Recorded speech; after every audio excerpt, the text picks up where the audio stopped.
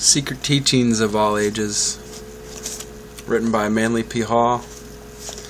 The chapter is Bacon, Shakespeare, and the Rosicrucians.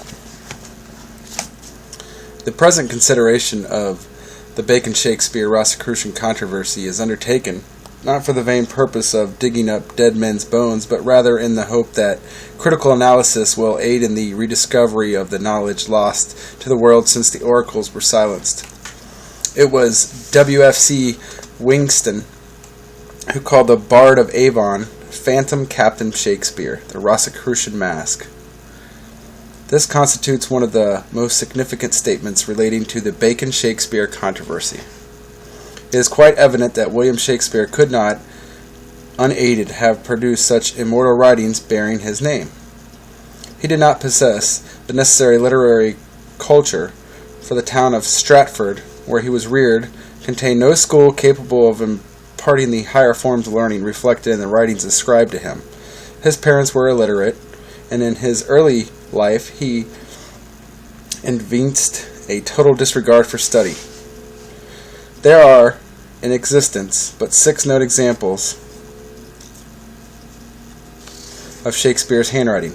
All are signatures. All 3 of them are in his will. The scrawling, uncertain method of their execution stamps Shakespeare as an unfamiliar with the use of a pen. It is obvious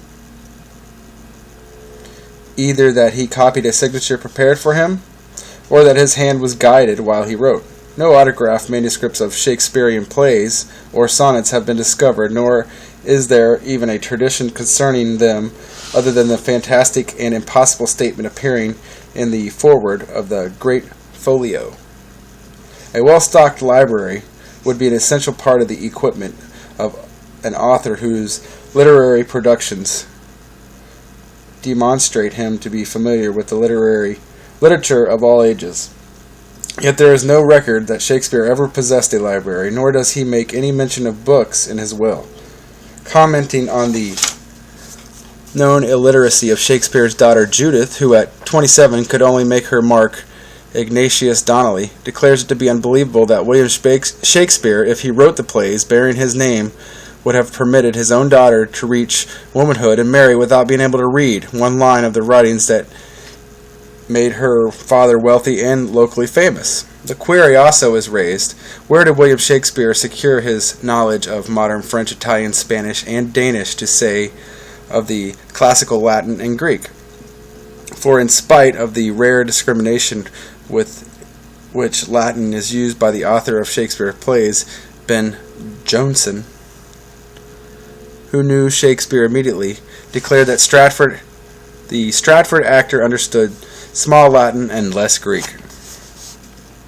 It is not also more than strange that no record exists of William Shakespeare ever having played a leading role in the famous dramas he supposed to have written, or in others produced by the company in which he was a number.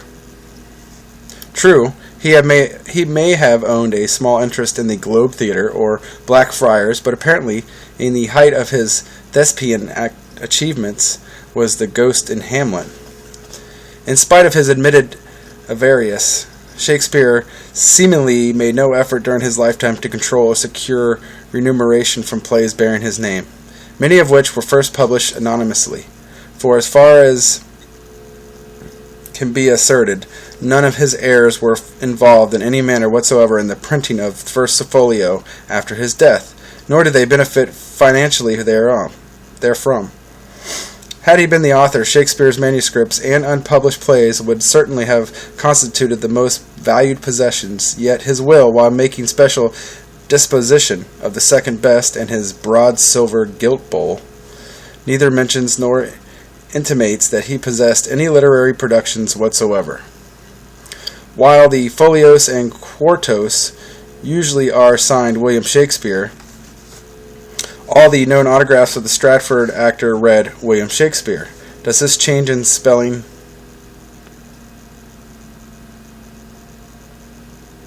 contain any significance hereto generally overlooked? Furthermore, if the publishers of the first Shakespearean folio reverted their fellow actor as much as their claims in that volume would indicate,